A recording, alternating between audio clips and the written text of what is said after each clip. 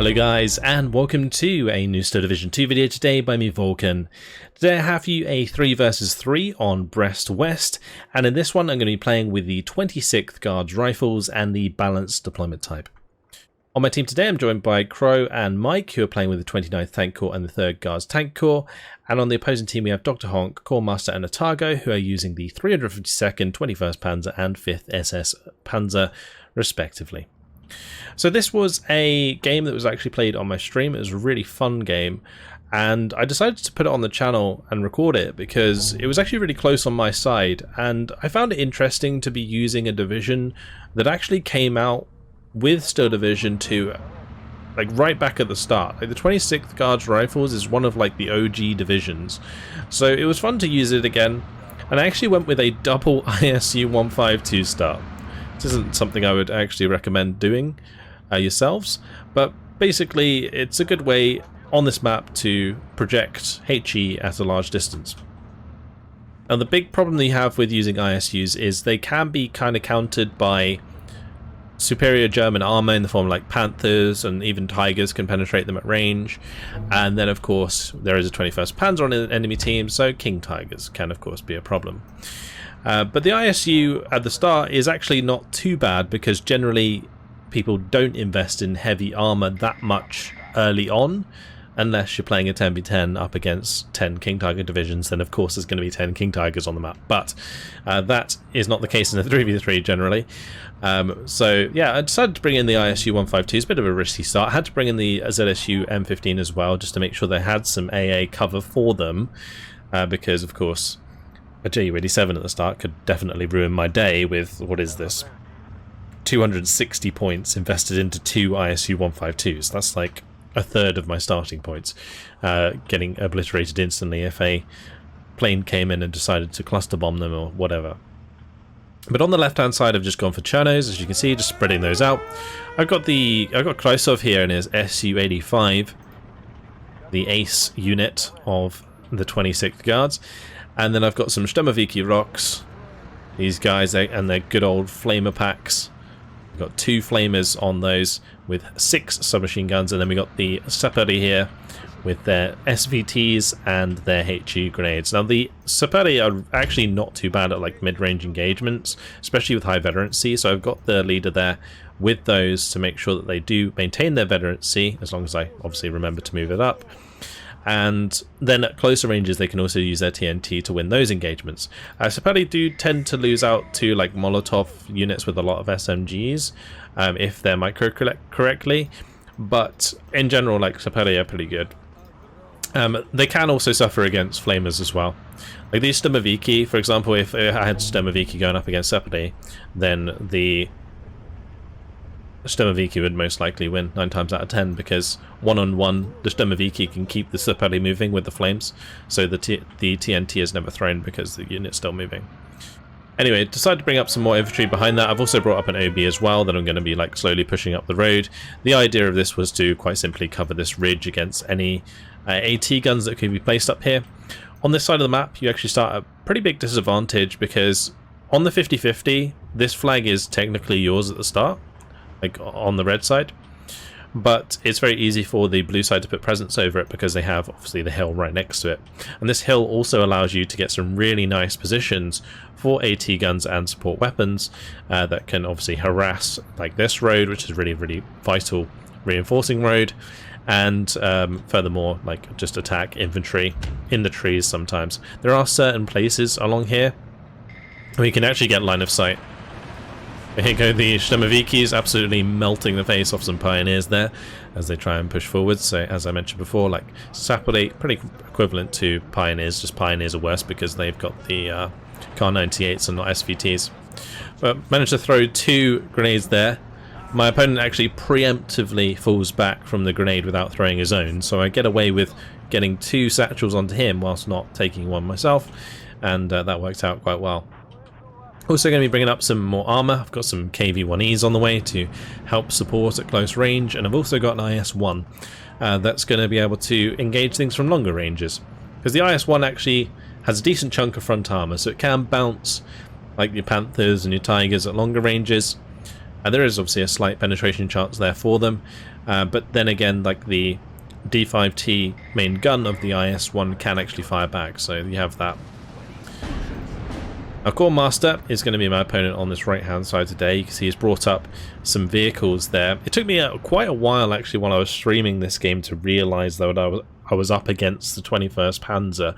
I didn't really appreciate the SBW 233 and particularly the Panzer IV, or the Panzer M4, which is like the Sherman technically. So either way, what I was thinking of doing was obviously trying to push through these trees in order to secure this area so that I could then put some pressure onto this flag and take it back. I was also, I think, saving up some aircraft at some point, but of course we have just like seen the 88 over here, and we've also now seen the commander with the 2 mortars there. I do have this Motorisierter with the 2-star veterancy sitting on the edge of the hill here, so that's actually spotting these guys back there. Which was really, really useful. When recon units have higher veterancy, they do actually spot more, so that's something that's good to know if you guys didn't already know that. But yeah, he's going to be trying to get some mortar fire onto my ISU 152. Thankfully, it didn't seem like he had corrected shot, otherwise that mortar fire would be a lot more accurate. And I'm able to just kind of back off from that and not take too much damage. So I'm trying to get the ISU forwards enough to be able to shoot at the 81 mils. And for a moment I was aligning, but because there's a massive road here, well sorry, a massive hill here, whilst my ISU 152 was going down the hill, it couldn't actually raise its gun high enough to fire. Gun depression is actually a thing in this game. So yeah, I bring in a Yak 9B, I've just purchased that. And we're going to keep it from my perspective the whole game so you can actually see my air tab, because the air tab in the 26th Guards used to be very potent. It used to be very, very good indeed, because it was one of the divisions that had cluster AP on the Soviet side, and cluster AP is very, very effective and very efficient at killing tanks. It's like quite high probability of killing in one run. Now the Yak 9B is a little bit different because it doesn't actually do that very often. It depends on the target. If it's like a light target with not much health, then it's fine. But when it comes to like a King Tiger with 12 health, then your cluster bomber's sometimes not going to kill in one run, unless it hits on the right part of the run. It's hard to explain, but basically there is like a drop pattern for the Yak 9B. That if it doesn't have any suppression, basically double drops at the front end of where you drop the bombs. I'll try and point it out if I see it, but basically that's the case. And so you can technically one-shot if you manage to micro that correctly, because the plane will technically drop the payload before it actually reaches its target, to kind of like spread out the payload. Anyway, that's probably getting very confusing, so let's actually focus on what's happening here. So we got the Sturmoviki going up against Sturm Pioneers. Sturmoviki with the 2-star veterancy plus the extra men easily wipe out Sturm Pioneer, but the 233 hit certainly doing a lot of damage to my Sturmoviki. My KV-1E is forced to fall back here because of the AT gun. I was actually lucky not to lose it after it got shooter killed there, got it out alive. But some mortar fire coming down here onto this KV-1E. Certainly going to force that back. But IS-1 going to clean house with that 233. And I've got my Yak 9B here at the moment. The reason I've brought this in, knowing there's AA, is actually to find where the AA is. So the intention was to actually mortar the 88, pin it down, and then use the Yak 9B to actually attack the armor that was in the trees here, pretty much. That was the plan. So yeah, you can see I'm bringing it just close enough that the 88 fires at the Yak 9, but doesn't pin it down because it's missing, because it's so far away. And then I'm just allowing the 82mm mortar to try and get shots on, but as you can see, that's not being terribly effective right now. And one of these Chernos has managed to push it all the way up, takes out that AT gun for me, and they're going to continue to try and get up on this ridge so that we can try and secure that a little. But yeah, no luck so far with the 88. The fact that it does have that extra veterancy is unfortunate. The ISUs, they are getting some good shots in onto these like straggler units at long range. That's something I was obviously counting on.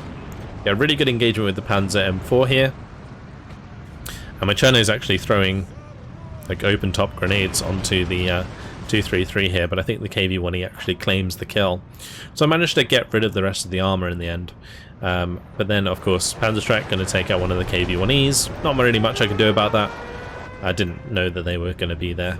So just got to make sure that the second KV-1E doesn't suffer the same fate. So just kind of rushing forwards all my infantry to counteract the Panzerschrecks that my opponent has. So on this right side, Marder 1 going to be cross-firing onto the Chernos, but we have just moved into phase B. So going to have a few more tricks up my sleeve. IS-1 slowly creeping over to the left side here. Trying to keep it out of line of sight, but also kind of in a position to maybe engage on the right hand side if possible. So going to be letting that turn around and take its shot. For the kill, do manage to get the hit, which was really good. But the Chernos are making good ground. We've done a lot of damage here. Sorry for a little bit of lag there. Yeah, we have done quite a lot of work here so far. We traded very well. I've taken out like 2 Marders, we've taken out the M4, we've taken out the 233s, we've taken out pretty much all of the infantry in close range. So at the beginning of the game, definitely in a strong position. And with the ISU 152s up on the hill, it's giving me like a lot of power projection over this right hand side of the map. But getting up this hill is still going to be a problem. I don't really have the range onto this hill with the ISU 152. The line of sight tool is actually quite misleading here. Technically, I think the 2,000 meter range ends just a little bit short. It's about here on the edge of the hill, so I don't have projection that far with this ISU 152, for example. So I've got to be aware of that as I'm pushing up, because these Chernos technically won't be supported. So I'm trying to get my KV-1E into a position that it can help by pushing up with them. I've got my leaders nearby providing extra veterancy so that they take less damage, because veterancy in this game for infantry actually does give your units a bit more resilience against enemy attacks. Another Marder 1 up on the ridge does manage to get the better of my KV-1E here. It is currently turret stuck, and the last APCR shot hits the mark and takes that out. ISU 152 did manage to hit one of the transports, which was really nice, but bump into Stern Pioneer with the Chernos on the left side there, and that's gonna get rid of those. Now, technically, Chernos at range can beat Sternpyos because Sternpyos only have submachine guns and flamethrowers. But on this left-hand side here, it's kind of awkward because they were already in the trees. On this left-hand side, I do manage to help save Crow's M2A1s by taking out the Bigger Panther, and that was with Kreisov here that I kind of like just shifted forwards to take that kill. Just so that like Crow didn't lose anything unnecessarily there. Managed to find the Auftaler, but here's the King Tiger. And it was around this point that I realised I was up against the 21st Panzer. It did take me actually that long to work it out. Well, not necessarily work it out, I guess I just wasn't really paying attention too much about the units I was up against in order to identify the division in the first place, because I'm so used to fighting against all sorts of units these days, it doesn't really make much of a difference. As long as I'm using the right units myself against the enemy units, then I'm all good. But Mortar Fire is going to take out the Sepulchre there. That was really nice. Hit by the mortar, takes them out cleanly. And then the Chernos are trying to kill the Sternpyos before they get into the tree line, but they get close enough within the 100 meter range, so the Chernos just going to have to do a runner. On this left side, these Chernos are not having a good time either. ISU 152, a third one I brought in, is going to take a shot straight to the face by this King Tiger, which is not ideal, of course. And now this King Tiger's on the hill, it's actually kind of difficult for me. I am slowly building up an air force, as you can see. I've got 2 Yak 9s, IL-237s, and then I've got the Yak 9B. Now my idea was to potentially try and overwhelm the AA at some point. So previously I was mortaring the AA, but because there was only one mortar, I didn't really have the saturation to make it work. But now I've got 2 mortars, I can maybe pin down the AA a little bit and then kind of distract it with the IL-2s, and then that will allow me to get the Yak 9Bs on top of the King Tiger, and they can take him out. That was the plan, because the 26th Guards doesn't really have any other ways of dealing with big armor pieces like this at range. The biggest tank I've got is either the IS-1 or the ISU-152, and neither of those can deal with a King Tiger unless I find a side shot. So my solution in this case was to use the Yak 9s, and it was just a matter of time of like getting myself into a strong position whereby I could actually, you know, push up maybe onto the ridge to discover the AA. But in the end I just decided to bring in one of the Yak 9s with the bombs and have it be fired at quite simply by the enemy AA, and then knowing where it is I can mortar it. So I ping it with an attack beacon, as you can see, allows me to pop down a fire position order, and yeah, I place it kind of slightly back because he was moving this around the whole time. Like, Cornmaster here was actually doing a great job. He was keeping his AA moving around a lot, which made it really, really difficult for me to keep it mortared and keep it pinned down, and therefore obviously get the Yak 9Bs over to kill the King Tiger. Like, in the meantime, this King Tiger does kill the KV-1E because it kind of drives into line of sight by accident. And now we've got off-map coming down on top of my Chernos on this left side. Now, I'm not really too concerned about off-map landing on my Chernos. Like, Chernos are sort of disposable units. You can kind of throw them away. You see I've now brought in the Yak 9s. Mortar fires come down onto what I presume to be the 88. I'm even dropping smoke to block its line of sight as well, which does work. So definitely something to try, but of course the gap here, right in between the smoke, is the exact gap the 88 needs in order to engage my Yak 9. So, unfortunate. Cornmaster realises King Tiger was in danger there just for a slight moment and realised what I was trying to do with the AA, so backs it up. LA5 comes in from code though, takes out the Focke-Wulf 190A8, which is good. I did personally purchase 2 Yak 9s. Big recommendation if you're going to bring in Yak 9s, which I'm trying to zoom in on but it won't let me. If you do bring in Yak 9s like this, which don't have very good armaments, like these only have like 120mm each, make sure you bring in like more than one at a time. And the thing is, now with like the changes to fighter availability and price, it's actually much more viable to do that, to like be able to afford like multiple cheaper fighter aircraft to overwhelm enemy aircraft in the sky. So you can see that a target here has kind of like pushed into my flank. Crow does manage to take out the T-34-85. Kiilstofte's just trying to get some shots towards these half tracks, but of course the Chernos get forced back. Chernos not really that combat capable against whatever, you know, a target is putting towards me here. It would either probably be most likely Panzergrens in half tracks, so Cherno's just going to get wrecked. As you can see, look how quickly they get pinned down. Due to the disheartened trait that they have, they do take extra veterancy. That's quite important to note. Off map comes down again here, that's why I lost my OB. Su-85 does find a shot onto the other 251 at least, which means that I don't have to deal with armor anymore, which is good. And with that done, I'm going to be bringing in the IL-237s just to drop their bombs. One thing that I didn't actually really consider throughout this entire game was using the 37s for their AP, but there wasn't really like a big point in this game where that would have been really, really useful. But 2 Focke-Wulf D9 is going to be coming in for Otago. He does try and go for those, but I bring in 2 Yak 9s myself. This Yak 9 goes, almost gets on the back of the Focke-Wulf 190 D9, but then fails to follow it. So breaks off, and these Focke-Wulf 190 D9s are super fast, but 2 Focke-Wulf 190s went down. I lost 1 Yak 9 in that trade, so that was a good trade for our team at least, and some nice air fighting coming out. This was another reason that I really wanted to show this replay, because it kind of shows how the changes have affected air balance in 3v3s and 4v4s, particularly when it comes down to fighters. So Cherno's now going to be just rushing across the open. I did unfortunately lose my Su-85 here to a trade with the Panzer IV. The Su-85 was supposed to be like better than the Panzer IV in that situation because it had higher veterancy and I think technically more accuracy, but I let the IS-1 do the job by kind of like shifting it up a bit here.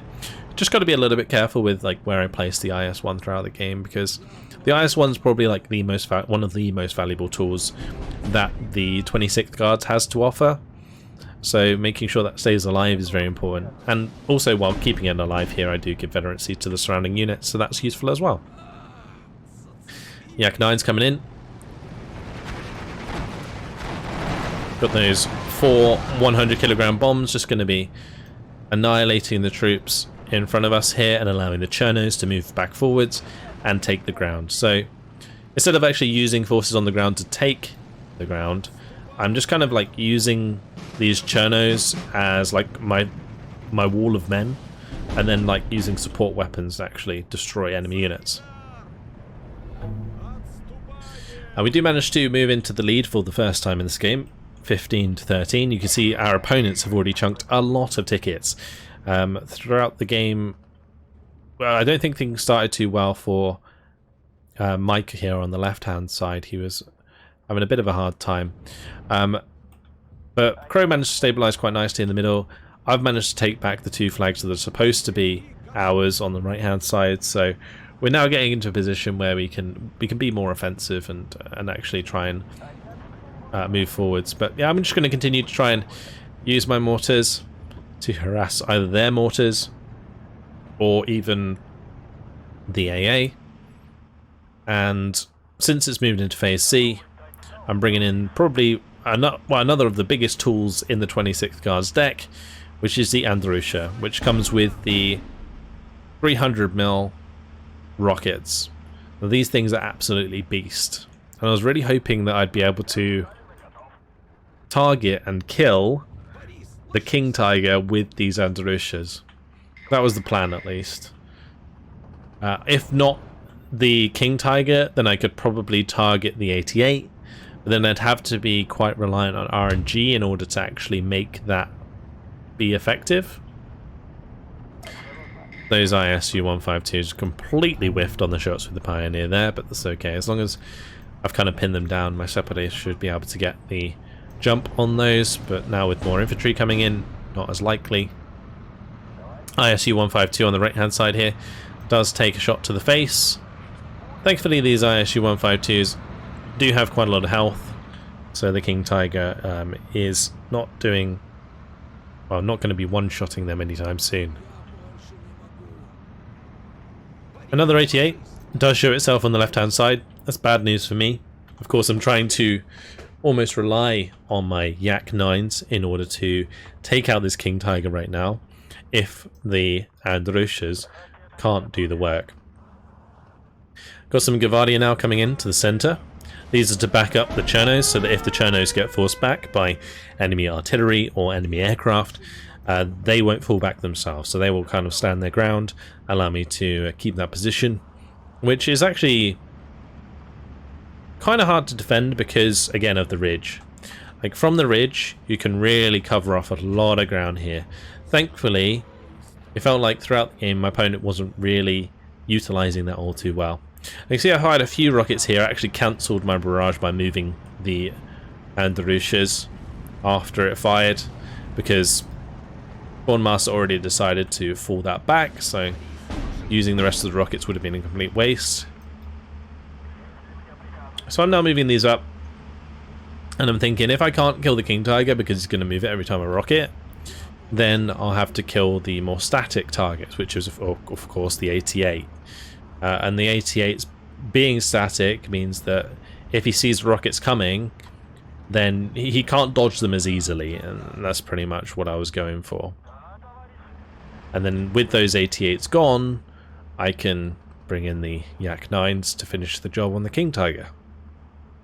So it's all just like a sequence of events that's super important to take place, but at any point could go really badly if, for example, my Andarushas get counter-batteried, or the Yak 9s get shot down, or, you know, I start getting pushed in really hard and have to divert resources elsewhere. That's obviously all the bad things that can happen. But thankfully, none of that has really happened so far. Now, a bunch of Pioneers are coming in here. That was a little bit of a problem. But I do have the ISU 152 that can move up and support close range. This Andrusha, I told to take out the 88 on the left-hand side here, so I was really hoping that that would hit the mark. And then I've got the other one kind of moving up and away from the Andrusha. and it will join this one with the 2 supply trucks to resupply, and this one will probably just be able to target something else soon. So mortar fire is coming down. I'm going to be fire positioning with the ISU 152, and you can see the Pioneer ended up being right next to it, so perfect shot there into the middle of 2 Pioneer squads. Really, really nice, and managed to do a lot of damage with that hit. 231 moving up. It's actually really, really bad news for my unit. And, well, Corpsmaster, he's going to bring in the Ju-88. Now somehow here, he does something pretty crazy.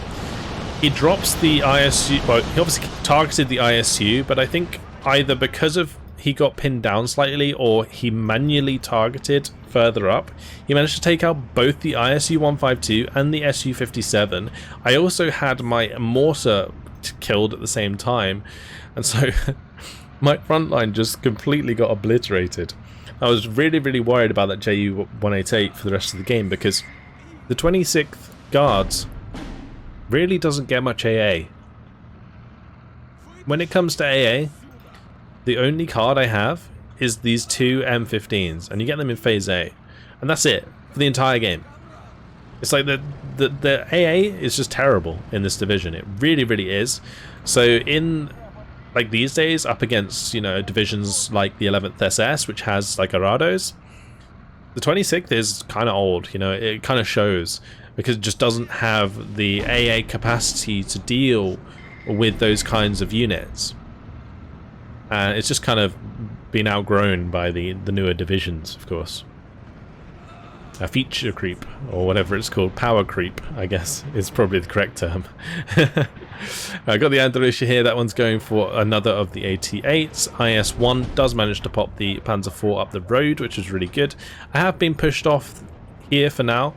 The Cherno's forced to fall back by the 3-star Panzergrens. Really not good, but either way,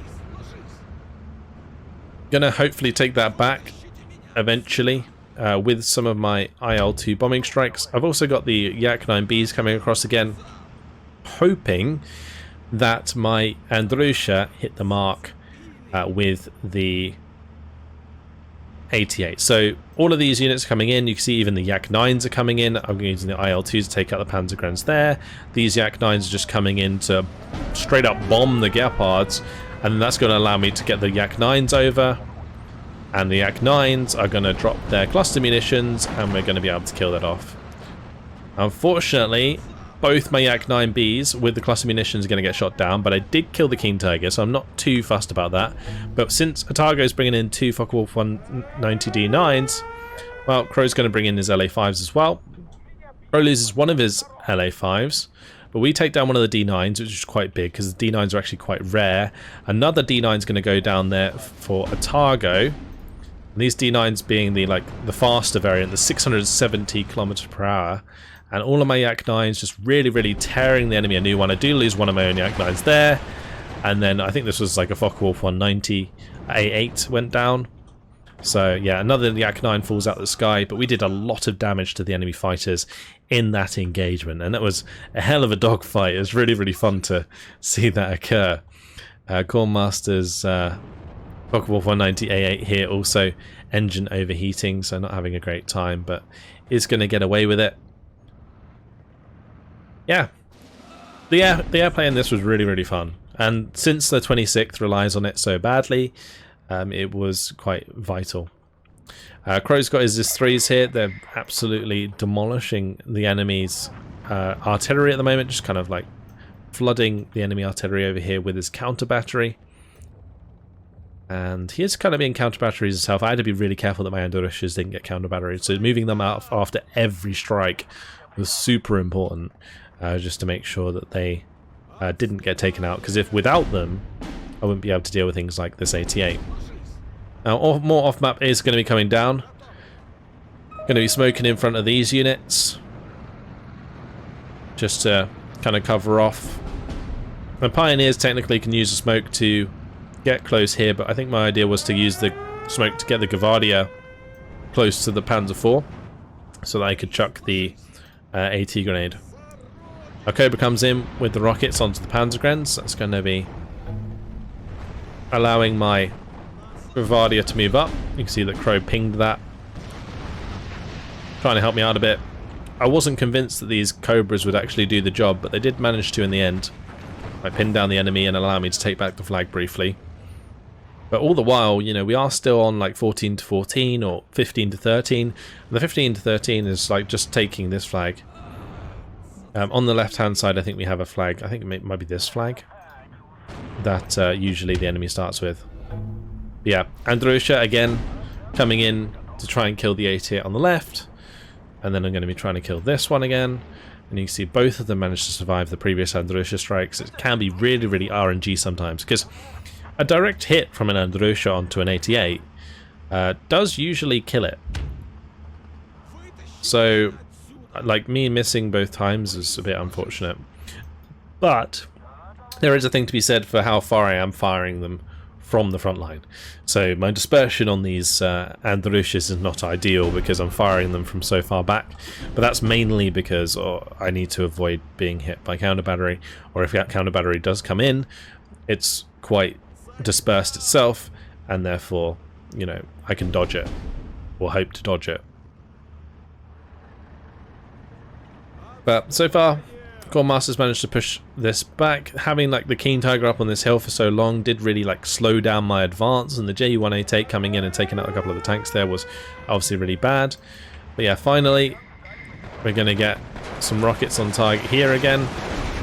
Just try and finish off this 88, and you can see so far not so good. Every rocket kind of missing, one went kind of close. I was just so hoping that the last one would get the job done. And well, not quite the last one, but the second to last rocket hits the mark. And there we go, finally.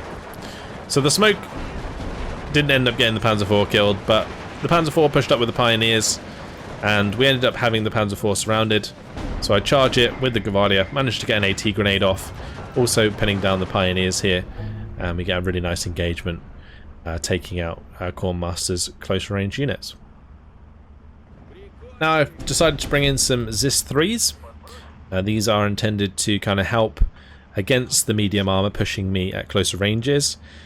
So I was kind of going to spread these out into the trees here, so that one could kind of like fire at the road from this direction, we could have one fire at the road from this direction, maybe one like more just like in the center at close range, and then I could pop armored targets that my Gavadia would otherwise be kind of struggling with, because the 26th Guards doesn't really get too much armor themselves. You can make it so that you get like a card of T-34s with like a reasonable amount of availability, but against Panzer IVs, especially Panzer IVs with high veterancy, if my opponent's using leadership, which he has been so far, then T-34s is just not going to win. But yeah, more off-map coming down. I was off-mapped quite a lot throughout this game.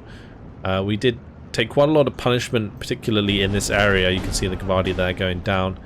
He does manage to get a nice shot over here, and we do manage to pin down the last infantry squad in this area around this flag. So we're maintaining the 15 to 13 again. Mike's actually pushing up not quite nicely now towards this flag as well. So putting a lot of pressure on across the map at the moment. But Corps Master putting up a great fight. P-39 does come in, gets shot down this time around. Still loads of AA. My opponent has invested into the Gepards as well as the 88s now. I think one of the 88s, that one's definitely dead. I'm not sure about that one. But either way, getting more infantry to screen my advance. And, well, that's probably just going to have to wait, because obviously the off-map is coming in once again. Now, I was sitting on quite a few points, as you can see, at this point. So I decided to bring in a train of T-34s, and the idea behind the T-34s was to kind of spread them out and use them to support my infantry at close range, use the micros to get the advantage on the Panzer IVs, which is going to be really hard because I'd have to make sure that the T-34s aren't being spotted. But the biggest problem that I have with bringing in all these T-34Es right now is, of course, the Ju-188 that we saw earlier, the big cluster bomber. That didn't get shot down, so it's still there. And if it landed one of those long runs of cluster munitions on this road, for example, you'd kill so many T-34s, because these only have medium armor health. Focke-Wulf 190 from Otago coming in to take out the poor M3A1 Reserve there. That's what the enemy unit. There's also mortar fire coming in on that. Loads of damage being done there. Focke-Wulf's also coming down now onto the M10s. Right, going to be having a hard time against them. These Focke-Wulf 190s with the Panzerblitz missiles are, or rockets, sorry, not missiles. They are very, very good, very effective aircraft. So if you have them in your decks, definitely bring them out to play, because not only do you benefit from like having the Focke-Wulf's resilience and speed, but you also, of course, have a really good armament. Off map again, hitting the mark directly there with that kill onto the Zis 3. So that's one of them down. I've got another one still moving to the right hand side here, trying to get good position onto this road. I'm thinking at this point, as long as I can kind of hold this flag, I should be alright. But of course I do want to keep pushing if I can. This Zis 3 does actually manage to get line of sight onto the Marder 1. I do get a clean shot in there with the APCR, but doesn't really do enough damage, of course, to kill the Marder 1. It would take at least a couple shots from the Zis 3, even with the standard AP shell, I think, to get the job done. Although that is technically 8 damage, so I think maybe the Marder has 10. Not entirely sure. See the 88 here? Reveals itself, instantly going to put an Andrusha on top of that. This Andrusha, in the meantime, is going to be going for this Opel Blitz. So I saw the Opel Blitz resupplying, and I basically saw that his artillery was here, his mortar carriers. And those mortar carriers are very difficult to deal with, but you can see that both of those explosions next to the rockets meant that I just double killed his mortar carriers, which is really, really big, because those mortar carriers, they are really, really annoying for me to deal with, and they can do a lot of damage to armor if I'm not paying attention. But speaking of damage to armor, I did manage to plant an APCR shell from the Zis 3 into the side of the King Tiger that was pushed off the hill. The positioning of the second King Tiger from Corps Master was a lot worse than the first. Like, the first one being up here and kind of like picking on my ISU 152s was perfect, because it kind of stopped the HE damage that I was trying to do at range from really being a problem. But as soon as he comes down off that hill, he no longer has eyes over the ISU 152s, and it makes it very difficult for him to engage them properly. Now, Crow was actually quite lucky here. The IS-2 managed to get in cover just in time for the Focke-Wulfs to lose sight of their target and therefore not launch their rockets. Yeah, due to the cluster plane we saw before, I have kind of spread out my T-34s as much as I wanted to, and I'm still kind of doing that even more. You can see I'm even trying to push some forwards to get up this hill. The Andrusha that I actually put to attack this 88 did no damage whatsoever. So really, really unlucky with the RNG. And speaking of RNG, if you love to see Barrett RNG, make sure to come along to my Twitch channel, because it happens all the time. I am notoriously unlucky in this game. But not with the King Tiger APCR shot in the side. Managed to plant a third one in there. The APCR from a Zis 3 is actually 4 damage, which is definitely one of the higher values in comparison to something like a Zis 2. Let's see if there's any of them on the map. So Zis 2 APCR has 3 damage. And the reason this is so big, because it only means that I need to plant 3 shots into the King Tiger in order to kill it. King Tigers have 12 health because they're a heavy tank. And so 3 APCR shells should kill a King Tiger. Whereas if it was APCR from a Zis 2, it would require 4, and obviously the extra shot makes a big difference. So if I could continue to move that backwards and forwards and find side shots onto the King Tiger, that would be fantastic. Now, I did end up, unfortunately, having some of my infantry unloaded on the road because the counter battery came in onto the road. One rule that I would definitely recommend to anyone who's newer to the game: never, ever, ever fire your artillery on a reinforcing road. So either here or like anywhere where a unit is going to drive. Like here would be fine technically, because anything that's going to come in further to the left would come in on this road. So firing from here would be okay. But if you are going to be firing from like on these roads, you've got to be prepared that any counter battery coming in might unload your infantry moving past due to suppression. So be very, very careful about that. Now T-34 does go down. My ZIS-3 here desperately trying to get into position again to get another side shot, but start to of course get artied. Doesn't want that to happen again. Artillery has been coming down onto my T-34s, and so those have been taking a little bit of punishment. But the T-34 here does manage to actually get the shot onto the Panzer IV. I was saying with micro you can definitely help or make it so that the T-34E does hit the mark. Ju-88 actually comes in on the left side here in the end, gets shot down by and Corpsmaster loses that, but he does take out a Ju-188, so quite a nice trade for him really, but he's got to make it count because currently they are now 16 to 12. Mike has done a fantastic job of pushing up and taking this left offensive objective, and now I'm looking to do the same on my side. I'm trying to get my T-34s into position to support the Chernos and Gvardia in pushing the hill. And this is one thing I really like about some of the older divisions, is that they rely quite a lot on these T-34s. And the T-34s are like decently fast medium armor. So you can actually, you know, kind of keep up with your infantry and you can support them very well because you have the speed to kind of follow up. And they're also nice for popping in and out of cover. Finally take out the second King Tiger with a nice side shot from the ZIS-3. That was really, really good. But yeah, T-34s in this situation really, really nice. Pioneers can't do anything to a tank.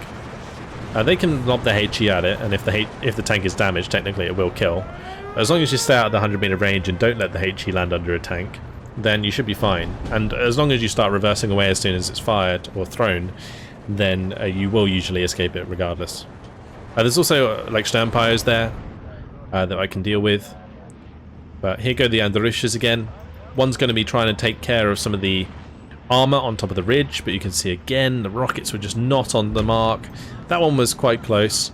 And then this one coming over here, I get the Andrusha to fire at the Panzer III and the Gepard. So recon actually coming into play quite a lot here, because I was spotting these vehicles due to the recon again up on this hill. So unfortunately rocket's not really hitting the mark until the last one, and then bam. I think I killed the Gepard, but unfortunately not the command vehicle. ZIS-3 does get the bailout onto the M4, actually gets the kill with the second shot. There was some smoke coming down here, and Corpsmaster went for a little bit of a play on this right hand side. So he's built some forces on this hill, he's now fast moving them down. My ISU, not really the best unit to try and engage a rush because it has such low rate of fire. I do thankfully have the T-34E here, and of course the ZIS-3s are kind of in position to engage the Panzer IVs at least, so if I can kind of split enough of these off, then we should be fine.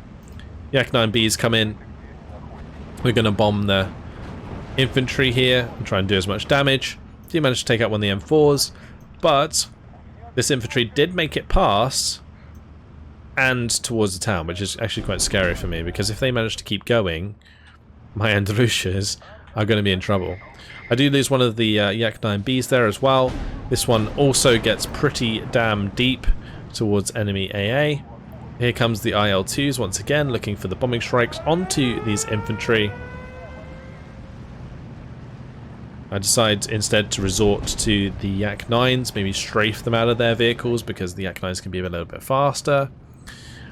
But yeah, ultimately in the end it's just going to come down to me bringing in a couple Gvardia and the T-34Es here.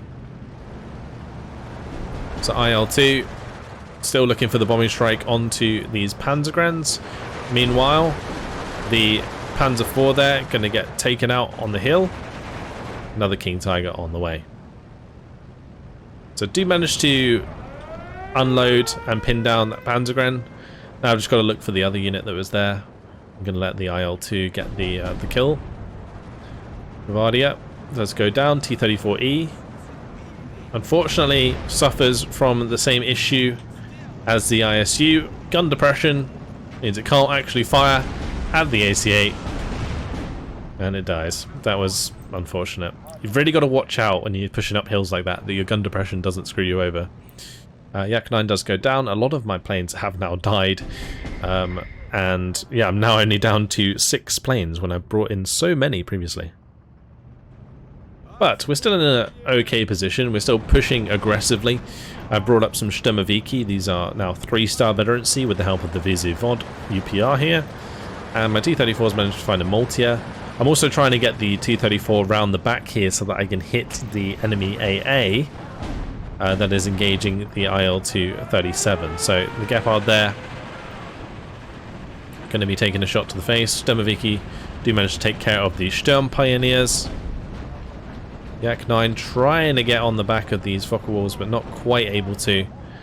But unfortunately, the Yak 9 is just not really up to scratch. But the LA5 certainly are. The LA5s do have extra resilience. They do have the bad resilience as opposed to very bad resilience on the Yak 9. It's funny how, like, I'm calling bad good. But that's just how it is.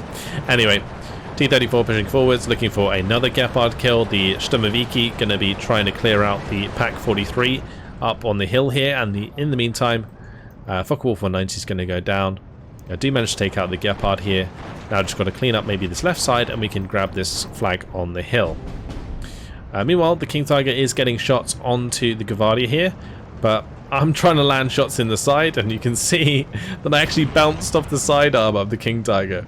The second shot actually goes through, and then I bring up the IS-1 on the left to clean shot it in the side again from the other side. So we managed to outplay the third King Tiger. Again, got it stuck in the same position. Don't make the same mistake twice, guys. That is very unfortunate. And would you look at that? It's another King Tiger. That does take out the T-34 though, and is going to cover off this left side slightly for the time being. Sturmoviki going to clean up the Battlegroup though, and that flag is now ours. 16 to 12. Unfortunately, Mike got pushed back eventually from this flag. It is quite hard to overextend towards this though, so it's going to happen eventually. Because what does happen, since like your opponent maybe has like similar points to you, is when you get closer to the spawn, the concentration of units becomes greater, and therefore you inevitably end up getting pushed back. That's kind of like how the tug of war works in Star Division. One of my infantry squads did get wiped here by an AA unit. That was unfortunate. And again, I found myself floating. So this time, bring in a bunch of KV-85s. These are like the second best tank behind the IS-1 that you can bring in, but you are limited to kind of like a finite amount of them. And against the 21st Panzer, they're not really that useful, because you'd use T-34s to trade against Panzer IVs, and then KV-85s probably to trade against anything like a Tiger or a King, or no, sorry, not a King Tiger, a Tiger or a Panther. And then a King Tiger just kind of like outmatches everything you have, except maybe the IS-1 if you can, you know, obviously get a side shot in. I mean, but anything can really side shot a King Tiger if it's got a decent chunk of penetration, which you saw happen there with the ZIS-3 anyway. But I'm also bringing up more Yak 9s. You can see I brought in 4 more Yak 9s. This Yak 9 I move forwards to try and, you know, discover where the enemy AA is. And you see there's like 1 unit there now. We've managed to really do a lot of work with the Androshas throughout the game. So if I can maybe take care of that last AA piece, it looks like we're going to have pretty much free reign with the Yak 9B at this point. And the King Tiger, backing up a little bit, I'm worried about the aircraft there. But after doing its little bit of scouting, going to be falling back there, Yak 9. So Androsha coming in now, straight towards where that AA is. And then we got another one that's going to be firing behind the King Tiger here. Where I assume there is like another 88 or more AA eventually. The quad Focke-Wulf 190 F8 is going to take out Crow's IS-2. He's looking to shoot down at least one of these Focke-Wulfs. Does manage to catch one of them. And there's a finite amount of those that are available to the 5th SS. Depending on which phase you bring them in, it can be a very, very limited amount. KV-85 here actually does, I think, get a kill onto the Panther over there. That was really, really lucky for me. Yeah, here goes the artillery. That's going to be just trying to do as much damage as possible, also kind of hitting the spawn road a little bit if anything was coming up there and reinforcing, then you'd kind of be in a bad spot. But with that as well, here come the Yaks once again, spreading them out a little bit so they don't go forced back by the same AA. Going to send 3 to secure the King Tiger because I wasn't quite sure where it was going to end up. So that one drops first, so I drop these 2 in a line next to each other. And then that should definitely die. I can kill the Panzer IV as well. Focke-Wulf 190 coming in to try and get the kill onto one of these Yaks, but they are pretty fast, so going to come straight into our AA. That's going to be a bad time for that Focke-Wulf 190 A8 because Crow's brought in so many 37s now. So yeah, took out the King Tiger. No losses to my Yak 9s. Really, really good. Marder 1 does get shot off into my T-34. That was unfortunate. We're going to continue the push regardless. We're really, in a winning position now. Only 4 minutes left on the clock until we take the victory with the 17-11. So just going to be pushing in as hard as I can. You can see I brought in a bunch more infantry that's going to be trying to push all of the hills at the same time. I'm trying to engage the Panzer IV. Unfortunately, my KV-85s not really doing too great in this position. They do have a pretty low rate of fire, so the Panzer IV trades really well. And this is what I was saying earlier about KV-85s not really being what you'd want to use to trade into the 21st Panzer because they're relying on Panzer IVs, and Panzer IVs do have the penetration and rate of fire to outmatch KV-85 at close range. Whereas the KV-85 kind of like is the cheap version of like a Tiger or a Panther, so that you can then get the advantage by trading in with those. But yeah, a lot of those shots were actually really unlucky because I think at that range, like this Panzer IV, for example, had about 90% chance to hit and like 100% chance to penetrate the Panzer IV, but somehow managed to miss. So, yeah, again, just my luck. Regardless, Panzer IV does take out an Su-85 here. We actually bump into another 88 that was in the strike zone of the Andrusha. I'm not sure if it was brought up afterwards, but regardless, it wasn't really damaged very much, which was another surprise to me. But thankfully, it didn't really matter that much. This KV-85 was a little bit different to the other in that we managed to take out a couple of Panzer IVs here. Actually, it might have been this one, because this one kind of drove through here, killed a Panzer IV, and then killed another Panzer IV afterwards. A little bit of a push coming back here from Otago, using the half-tracks with the MG34 Panzergrenz to push back up. But with the support of the Panzergrenz here, and the machine gun fire coming in from the left there, we're able to get quite a lot of pinning damage onto these units, and that's going to allow my Gvardiya to do quite a good job in that position. But all of my KV-85s are more or less dead now. Like, pushing up this hill is really difficult, and it was always going to cost me a lot to do it. It was actually in some ways a good thing that I was floating points, because it allowed me to bring in such a large concentration of forces at the same time that I was able to push through, even if it did end up costing me like a lot in the long run. Because if you do bring in mass amounts of units, and this is a mistake that actually a lot of people make, if you lose them all to concentrated strikes like bombing strikes or cluster strikes and so on, it makes you a lot more vulnerable to like off map, for example, and you lose a lot of units very quickly, and then you get counterattacked, and that's when you lose, right? Because you don't have the forces to sustain yourself, and you use up a lot of availability doing so. So in like a 3v3 or a 4v4 or even a 10v10 where games can last quite long, like making sure your availability is cared for throughout the game is quite important. You're a lot less likely to float in like a 10v10 or a tactical 10v10 because you just have less income to work with in the first place. But in the 3v3 and 4v4 where you have like standard income settings, it's definitely going to be the case. Anyway, Yak 9 does manage to get its bombs off here, which is really good. It's going to take out that Pioneer for us. We managed to hit the other Pioneer there. I managed to get the shot in here with the KV-85, again this one being the one that was a bit of a champion, taking out 3 Panzer IVs at close range.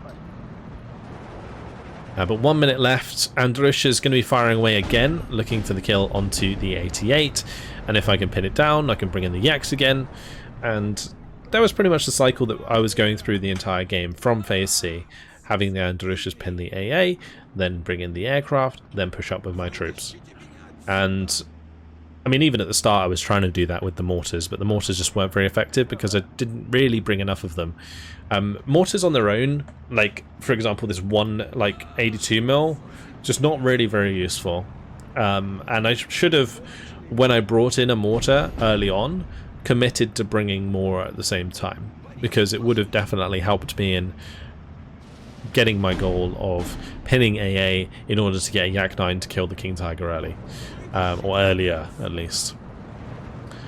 So IS-1 going to get the shot onto the Panzer IV as it's turning around, and well, 10 seconds left to go.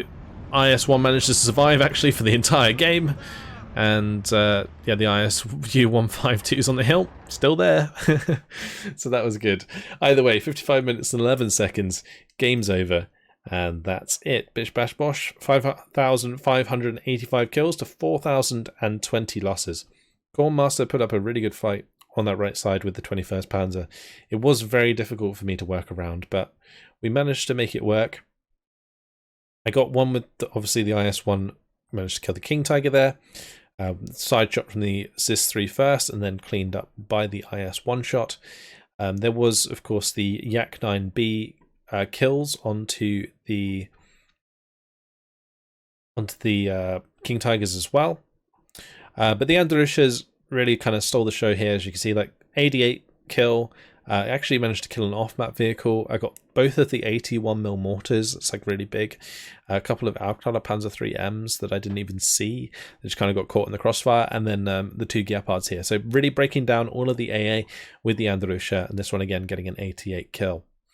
That one didn't do as well as I would have hoped though. My rockets spread was actually really unlucky throughout this game. The King Tiger going down there to the Yak 9B was nice, and this was the Hero KV-85 that actually managed to clean up 4 Panzer IVs at close range, which is very rare for a KV-85 to do, because the thing is with Panzer IVs, they have a lot of... They aim faster than a KV-85, they reload faster, and they have the penetration to get through the armor of a KV-85 at close range. So you're just at a flat-out disadvantage, yet you're paying more for the KV-85 because it has more armor. And that's something you've really got to consider in Steel Division sometimes. Like, what is actually the counter to a certain engagement? Panzer IVs at close range are actually countered by T-34s, because T-34s are cheaper but can still penetrate and have the same amount of health as a Panzer IV. So if you trade evenly with T-34s, you technically counter the Panzer IV. Whereas if I try and trade KV-85s into Panzer IVs, yes, I have more armor, but it doesn't matter because the Panzer IV has a good gun anyway, and I'm paying more for that tank. So if I trade evenly with Panzer IVs into KV-85s, it's actually bad for me. And those are the things that you've got to like really consider, like when you look deeper into divisional matchups and you know, all of the different units in the game and that lot. Anyway, that is it from me. I really thought it was nice to kind of take a look at the old, you know, the old divisions, and playing this game really made me appreciate like what I really enjoyed about some of the old divisions in Steel Division 2. And obviously, like, I love a lot of the new toys, like Arados and Sturm Tigers, and I mean even when it comes to like IS-2 1944s, for example, they're really cool. But like the 26th like lacks those units, and so you kind of have to go into like that old school style of play where you really have to do like that combined arms warfare of like medium tanks with infantry, and then finding your support in other places, either artillery or aircraft and so on. So yeah, hopefully you guys enjoyed that replay. I haven't really been doing a gameplay on the channel for a while, like a replay commentary. So yeah, hopefully you guys really enjoyed that, and yeah, hopefully I'll be bringing more to you guys in the future. But that's it for now. Hopefully you guys enjoyed it. Thank you very much for watching, and I will see you guys in the next video. Goodbye.